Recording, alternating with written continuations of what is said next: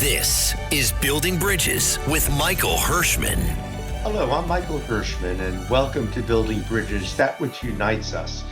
A candid look at culture, democracy, and finding common ground. I'm honored, really, to be joined today in spirit and conversation by Abraham Lincoln, who I knew as a child. No, I'm not quite that old, but he was the 16th President of the United States, known for his leadership during our nation's most divided era, and words that continue to echo across generations. President Lincoln remains a symbol of unity and the pursuit of equality. Mr. President, it's so nice to have you with us today. I want to apologize because we were going to play Hail to the Chief, but we could only find it in rap. And I'm not a great fan of rap, so please forgive us. Well, I'm not a big fan of it either, but if you put a little gravy on it, it's easy to digest. All right, I gotta ask you a question. Yes. Where do I find one of those hats? Well, let's see. There's a great place in Gettysburg, Pennsylvania. It's called Dirty Billy's Hats, and he makes these hats, and they're a little bit pricey, but he'll fix you up with one. Now, you have a reputation of being homespun, down to earth, and I wonder if it might be inappropriate for me to call you Abe. Well, I tell you what, on this occasion, it'll be all right. In the past, the only person I let call me Abe was my stepmother. And I tell everybody else, you can't call me Abe, just call me Lincoln. But today, you can be my stepfather. How about that? Well, I feel very privileged to be able to do that, Abe. So look, a lot of people have forgotten your background, where you're from. I'd like to talk to you a little bit about your youth, and in particular, when you made a decision, well, first to become a lawyer, and then to get involved in politics. Well, is it true that you were born in a log cabin? Oh, yes. I was born February 12th, 1809, and it was a one-room dirt floor log cabin. It had one door, one window, fireplace, and a dirt floor. But we left Kentucky when I was just 7 years old. And I spent, I'm a Hoosier, by the way, because from the time I was 7 till I was 21, we lived in Indiana. And when my parents moved to Illinois, I was 21. I could leave them, so I wound up in New Salem, Illinois, and that is where it all started. And you see, most politicians start out as lawyers. Well, I did it in reverse. I started out as a politician. I was elected to the state legislature. The only problem was the fellow couldn't make much money in the legislature. So I had met a lawyer during the Black Hawk Indian War, John Stewart, and he asked me if I'd thought about taking up the law. He said, people like you, you're well-read, and, they're running you for the state legislature. And I said, well, I don't believe I can be a lawyer. And he said, why not? And I said, well, I don't have any education. He looked at me and he said, well, you don't need no education to be a lawyer. He said, all you have to do is read the law. So, yeah, I read the law on my own. And in 1837, I got a license to practice the law. And but again, I took up the law so I could make a living. But my passion was always politics, always. And who were some of your clients that you advised as a lawyer? There was a case there was the first railroad bridge across the Mississippi River. It went from Rock Island, Illinois to Davenport, Iowa. Of course, there was a big fight about where the bridge was going to go in the first place. But 2 weeks after the bridge was opened, in the middle of the night, a little steamboat called the Effie Often came through there, and it hit the railroad trestle. The ship burned up and sank, and the railroad trestle was damaged. So I was one of the attorneys that took over that case. It wound up just quitting because the railroad sued the steamboat company. Steamboat company sued the railroad, and everybody made money but them. So it was a pretty interesting case, though. Did you win it? Well, I got paid for it. That's a win, isn't it? That's a win. That's a win. So look, I want to ask you about the Gettysburg Address, Yeah. 272 words, and it really shaped the soul of the nation. But if you were to write it again today, would you add anything, or would you leave anything out? No, I don't think I would. I was, I only had 2 weeks to prepare for that. Edward Everett had a couple of months. No, I was pretty satisfied with it. You see, I didn't write that.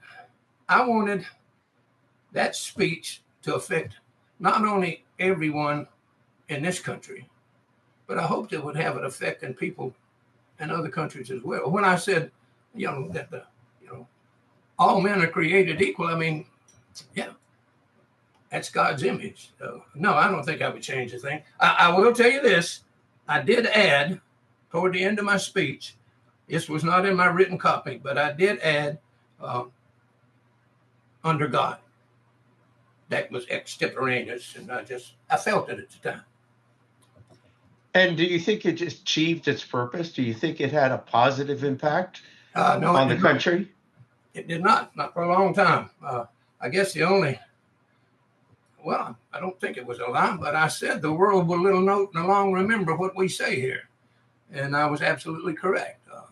When the speech was over, that speech was pretty much forgotten. Now, I'm going to tell you this. Before I left Gettysburg to go back to the executive mansion, Edward Everett wrote me a little note, and he said, Mr. President, I would flatter myself, sir, if I'd been able to come as close to the occasion in 3 hours as you did in 3 minutes. And at your convenience, I'd deem it an honor if you give me a copy of your speech.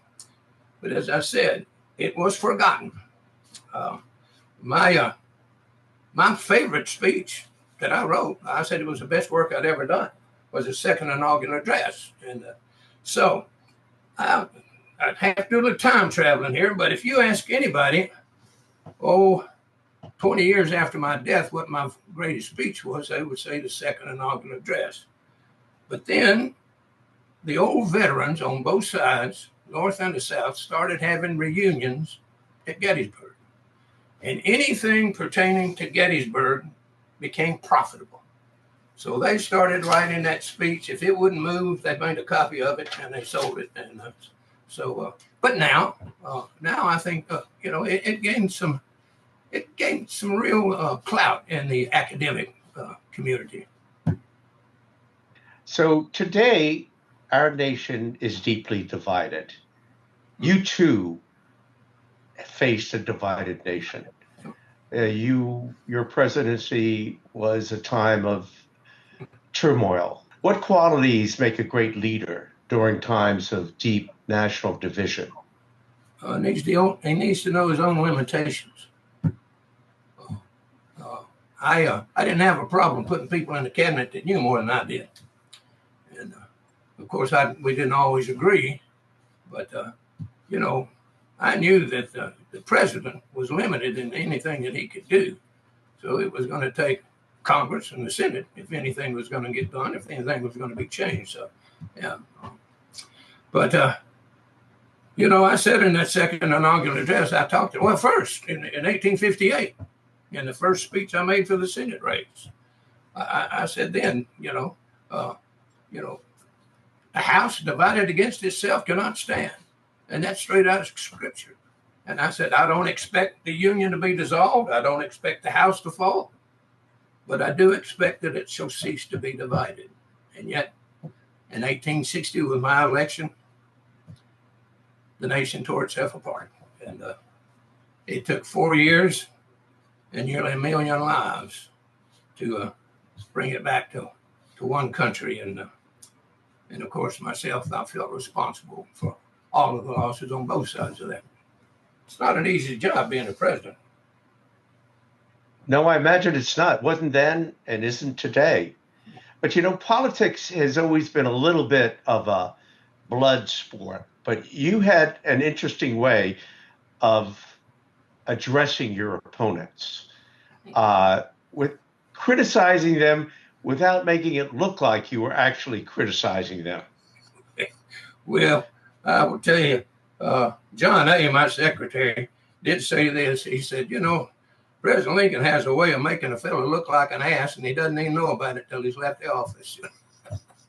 See, I got word of folks that were going to come to see me, and if there was an individual that was coming to see me that I knew was there just to criticize me for something, or that he wanted something that I couldn't give him, as soon as he was announced and we came in, and I would ask his name, and then I would say, that reminds me of a story.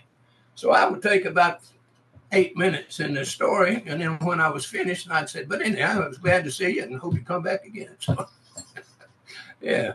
If you can't baffle them with brilliance, you can do something else. So look, you had to make some fairly unpopular decisions, like the Emancipation Proclamation during your term as president. How did you stay grounded? How did you remain morally resolute while making these difficult decisions? Well, first of all, Michael, I was always anti-slavery. I was never an abolitionist. I thought some abolitionists did more harm than they did good, but I was always anti-slavery. But you see, the institution of slavery was protected by the Constitution. Now, our founding fathers knew that something would have to be done for this, so they made sure that the word slavery was never in any of the documents, so it was property. But read my first inaugural address. I said then there was a proposed amendment to the Constitution, and I said there's a proposed amendment to the Constitution which has gone through both houses and which is ratified, will protect the institution of slavery in the states where it now exists for perpetuity. If that's the will of the people, so be it. But you see, 7 states had already left. It was never going to be ratified. My mission in the beginning was to save the Union and not save, because I knew that it was protected by the Constitution where it was, but it wasn't protected by the Constitution where it wasn't. And if I could keep it from spreading, that was my mission. Now, the proclamation, I began work on that probably, in early 1862. As a matter of fact, in July of 62, I was with Secretary of State Gideon Wells, Seward, and Secretary of Navy Wells. We had been to the funeral of Secretary of War Stanton's child. And on the way back to the Executive Mansion, I told the 2 men, I said, I'm working on a document to free some of the slaves. Well, Seward was ecstatic about it. But then I brought it before the cabinet, and Seward said, well, Mr. President,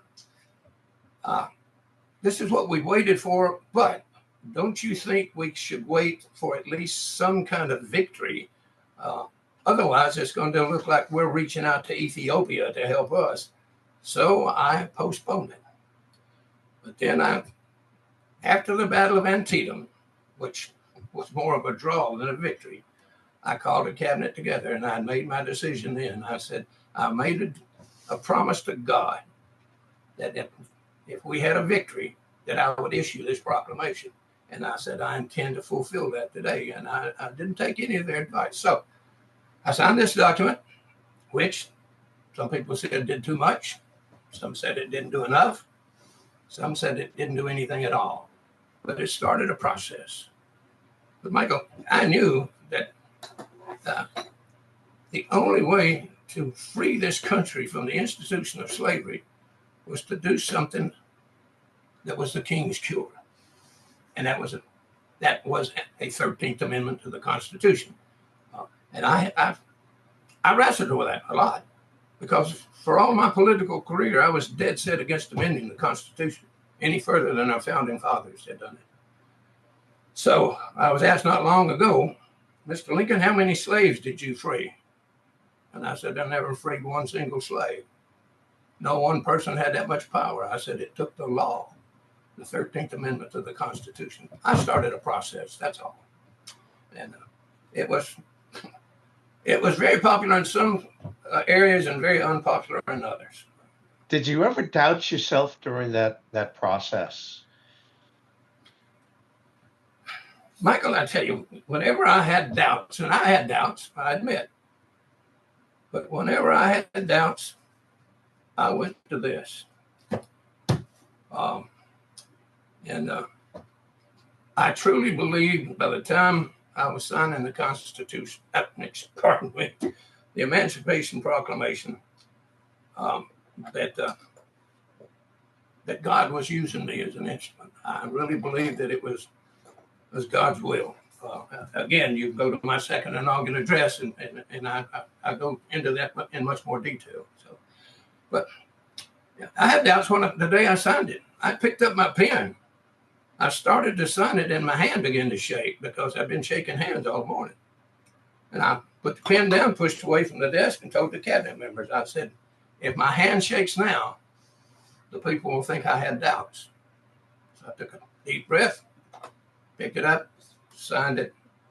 If you look at it, it's still a little shaky. So look, I am a aspiring magician, and I'm going to give you now a window to the future. We're going to go fast forward. All right. To today, 2025, August 2025. Do you believe that America has fulfilled the promises of equality that you envisioned back then? No. We still have a long way to go. But I don't know. I trying to look into that future. I think maybe there's been some progress. Slow, of course, but no, I don't think we still fulfilled it the way our founding fathers wanted it to.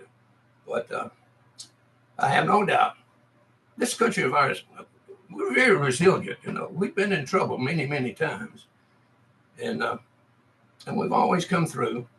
And we're going to come through any crisis that's going on right now will be just like all the crises of the past. We have to go through it. Maybe we have to be chastised a little more. But in the end, I still believe that in the end, God's will is going to prevail. And do you think that racial justice in today's context will prevail, that it will assume what you originally imagined? Well, if I can move forward again with you, it certainly has changed an awful lot. And but it's like anything else. I don't think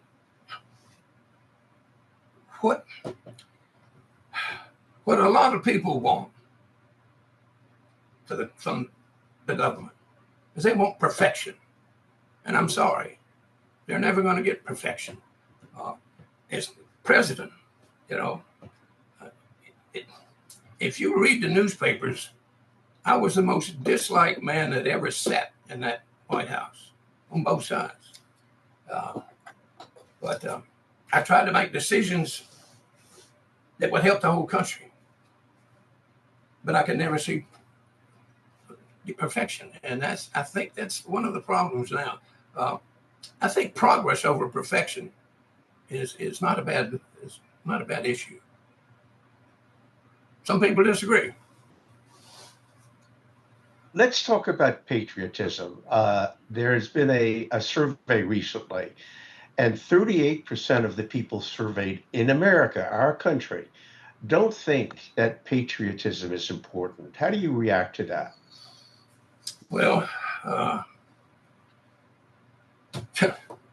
that's an awful large number. My reaction to that is I'm very disappointed. I still believe we live on we have the greatest nation on the planet. And we still, despite what some people may say, we still live in a nation that enjoys more freedom, more liberty, and more independence than any other nation on the face of the earth. I said that in the 1860s. I still believe that today. But again,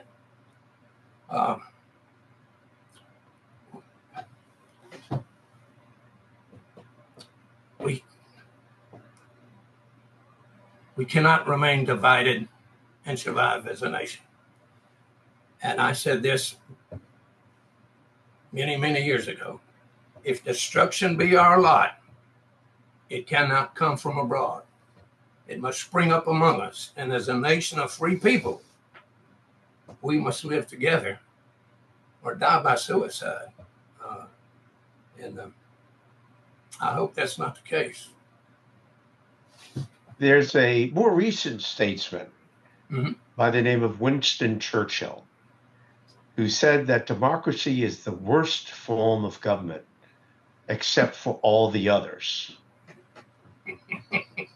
Well, I didn't know that particular Englishman, but I knew several others. They tell me that that now that there's a bedroom in the executive mansion, they say it's the Lincoln bedroom, although I never slept in that. That's where my office was. And they say that this fella Churchill slept in it several times and claimed that I came to visit him twice. But I think he drank a little bit too. But I don't know. You can use the word democracy or you can use the word republic. And not everybody's going to agree on either one of them. That's why I say at some point, at some time, we are going to have to stop bickering like a bunch of little children and start acting like some grown-ups. And when we do that, and again, we may have to be chastised a little more before that happens. But as a matter of fact, if you will read my proclamation that I signed March 30th, 1863, calling for a national day of fasting and prayer, you will see that I covered the very topic that we're talking about right now. Mr. President, I'm not quite sure that, and this is not meant as a criticism, that you and Winston Churchill could have fit in that bed at the same time in the Lincoln bedroom. Well, first of all, I never slept in that bed. I was too long for it, but I think this other fellow, they say he weighed a little bit more than me, but they call it the Lincoln. Get off of there, cat. Come on. I tell you what, that thing gives me... Mrs. Lincoln had fit the other day because I fed that cat from the table with a golden spoon. And I said, well, if it's good enough for me, it's good enough for that cat. Now, and is that cat named Maggie by chance? Yes. I was a great animal lover, I can tell you that right now. So, but she caused me to lose my train of thought. Is she named after any particular Maggie, or is that, how did you come up with that name? Well, she's actually named Maggie May, which is the name of my other life, the name of his mother, and May is the grandmother of my Mrs. Lincoln. So we've been cat people for a long time. I'm too lazy to have a dog. Yeah. So, but we were on a very important topic, and she made me lose my train. So can you catch me up? Well, talking about important topics. Yes. We are on the verge of the 250-year anniversary of the signing of the Declaration of Independence, really the birthday of our country. And, the underlying principles in that declaration, life, liberty, and the pursuit of happiness, has come to mean different things to different people. And I'd just like to know your take on those three important words or sentence, or that one important sentence, I should say: life, liberty, and the pursuit of happiness. Well, Michael, I have to go back to the 19th. I have to go back, and that's what we should be doing right now. We should be taking a look where we were, where we've been. The best way for us to prepare ourselves for the future is a study of the past. Now, life, liberty, and pursuit of happiness. Again, we have never been able to achieve perfection. And I think that's what the Declaration was calling for. But we can't honestly say that we haven't made progress. I think that we would agree with you. It's only a question of what sort of progress. Sometimes I think we've made too much progress. There's a degree of unhappiness in our country today, some of which I attribute to the use or overuse of something called social media, something that you would not have ever imagined back in your days. In your days, social media was some guy riding on a horse with a message to the next village. Wait 1 second. Uh,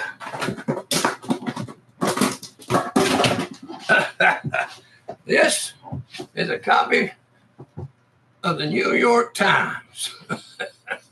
Social media. Let me tell you, I was the butt of a lot of social media for the New York Times. So again, people keep talking about we've never been this way before. We've never been this way before. Yes, we have been this way before, and we keep whining about it. And but I'm hoping that in the future that we will stop arguing about this and come across the aisle from both sides. Now, I will tell you right now, I was very late coming to the Republican Party. I would still be a Whig today if the Whigs hadn't wigged out. But you know, how did that party come about? Well, the Democrats couldn't get along with the Democrats, and the Whigs couldn't get along with the Whigs, and the know-nothings and the loco-focos couldn't get along with anybody, so they came up with this new party.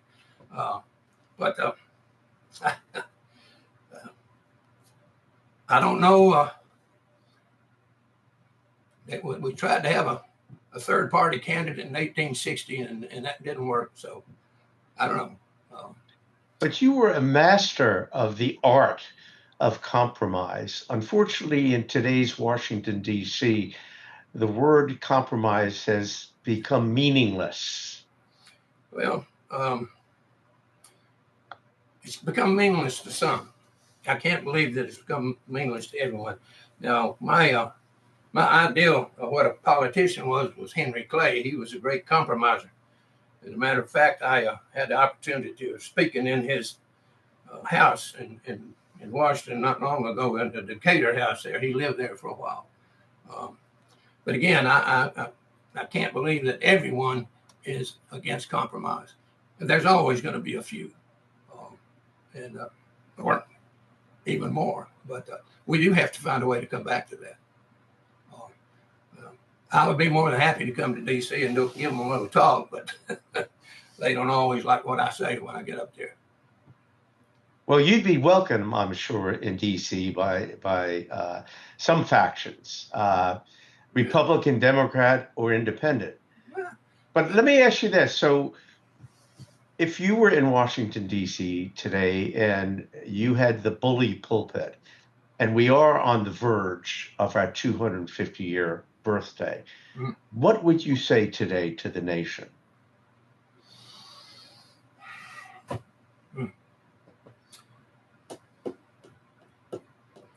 What would I say?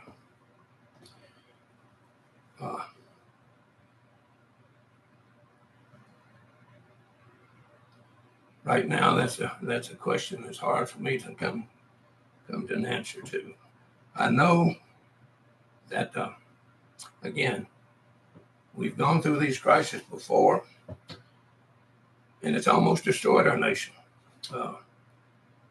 I guess I would have to. The only thing I could say is what I wrote.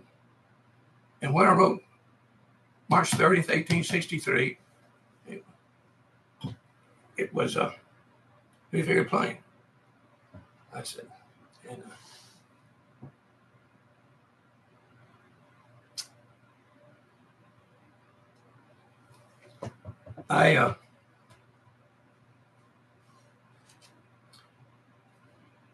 I lost faith in this country of ours for a while.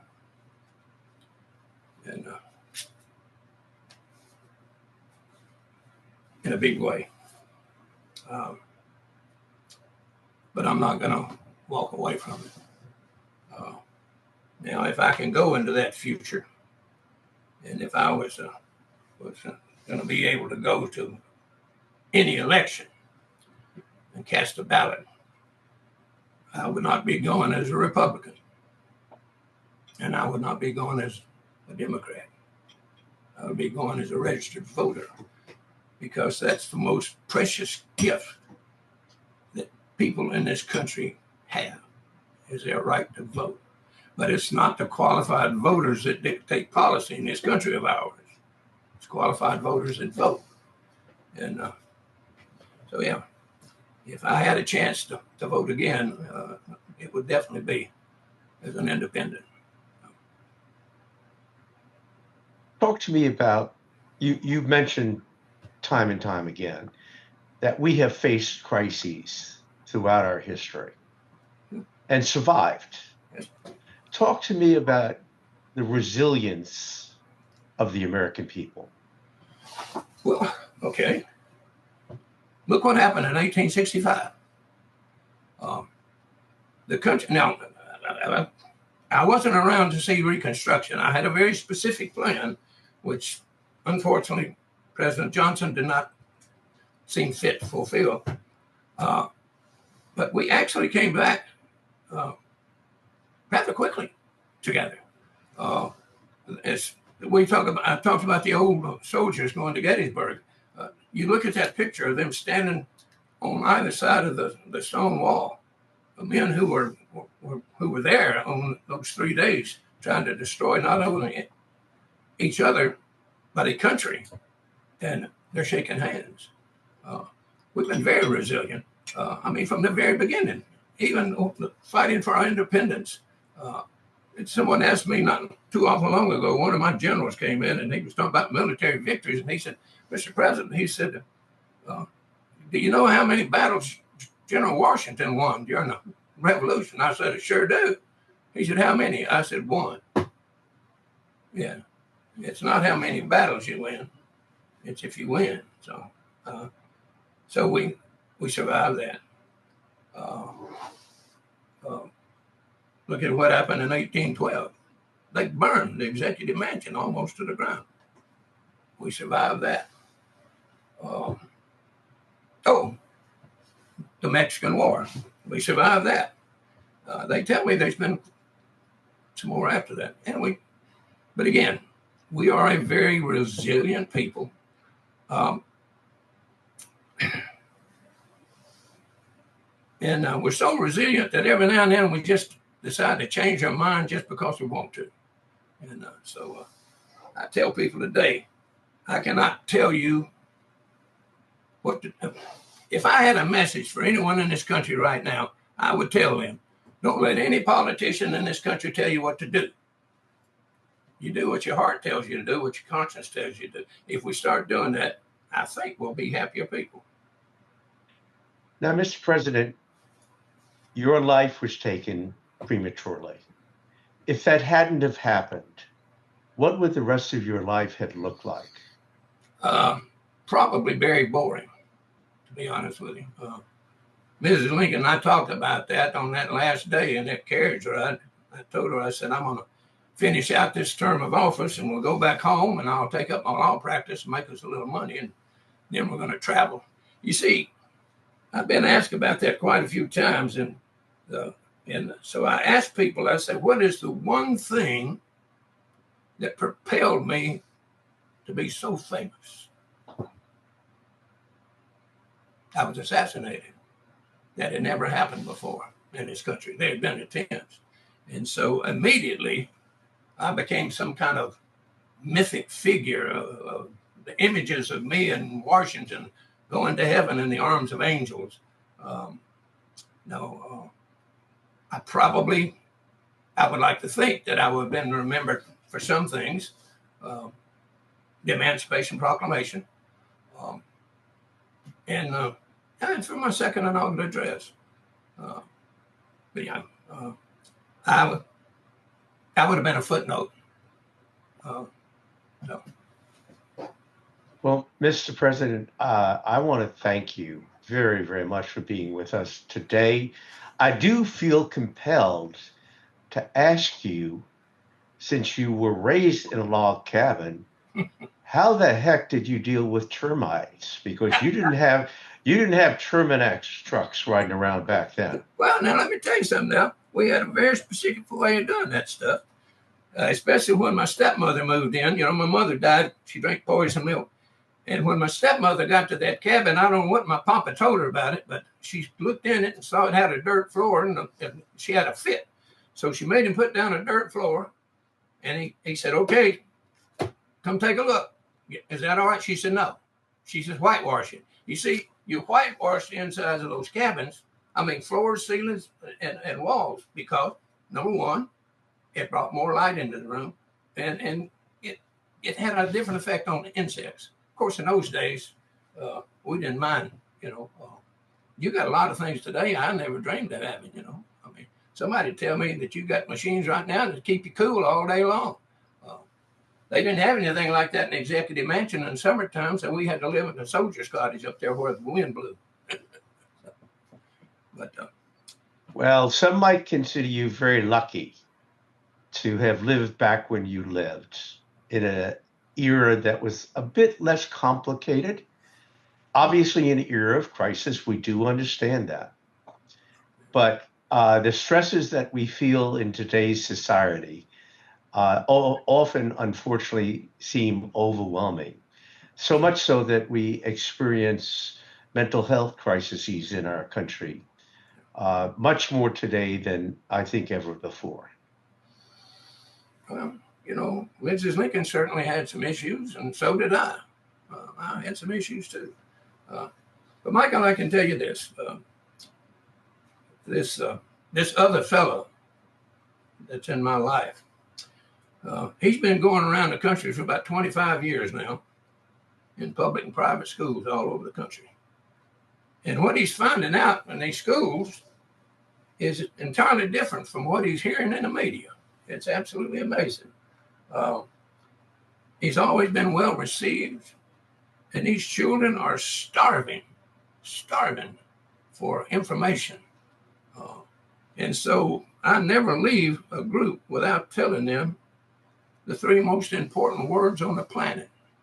And they're very simple. It's read, read, and read. If we can one day find a way to educate our youth from kindergarten, as they call it, on through college, yeah. But that's where we have to go. We have to go to these young people. They're the future, I hate to tell you this, Michael, but you and I aren't going to live long enough to fix it. But they might, if they're led in the right direction. I love your optimism. Thank you so much, Mr. President. Yeah. If I may say so, Abe, you're a mensch. Well, Michael, you flatter me for even being a part of your program today. I'm